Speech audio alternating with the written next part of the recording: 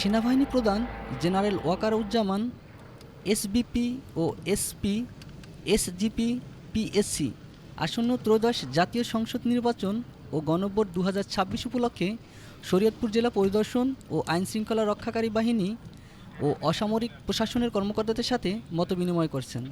আজ মঙ্গলবার বেলা 12টায় হেলিকপ্টার যোগে শরীয়তপুর জেলা পুলিশ লাইন্সে অবতরণ করেন। পরে তিনি শরীয়তপুর জেলা স্টেডিয়ামে সকল সেনা সদস্যের উদ্দেশ্যে বক্তব্য রাখেন। এরপরে শরীয়তপুর সার্কিট হাউস সেমিনার কক্ষে ঊর্ধ্বতন পর্যায়ের সামরিক কর্মকর্তা, ঢাকা বিভাগের শরীয়তপুর, ফরিদপুর ও মুন্সিগঞ্জ জেলার বিভিন্ন আইনশৃঙ্খলা রক্ষাকারী বাহিনী ও অসামরিক প্রশাসনের কর্মকর্তাদের সাথে মতবিনিময় করেন। মতবিনিময়কালে আসন্ন জাতীয় সংসদ নির্বাচনকে শান্তিপূর্ণ, নিরপেক্ষ ও সুষ্ঠুভাবে সম্পন্ন করার লক্ষ্যে আন্তঃপ্রতিষ্ঠানিক সমন্বয় এবং সামগ্রিক নিরাপত্তা ব্যবস্থাপনা নিয়ে আলোচনা হয়।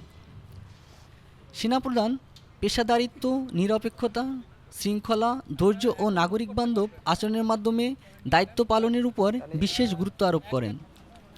এছাড়াও পরিদর্শনকালে তিনি in aid to the civil পাওয়ার এর আওতায় মোতায়েনকৃত সেনা সদস্যদের কার্যক্রম সরজমিনে পর্যবেক্ষণ ও প্রয়োজনীয় দিক নির্দেশনা প্রদান করেন।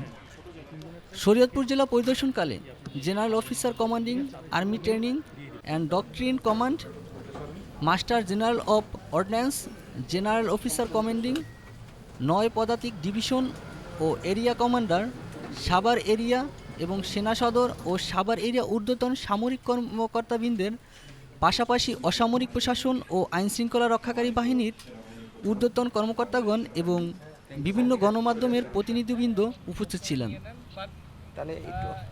মোহাম্মদ জামাল হোসেনের পাঠানো তথ্যচিত্রে HM মিলন, নিউজ ডেস্ক, ঢাকা টুডে।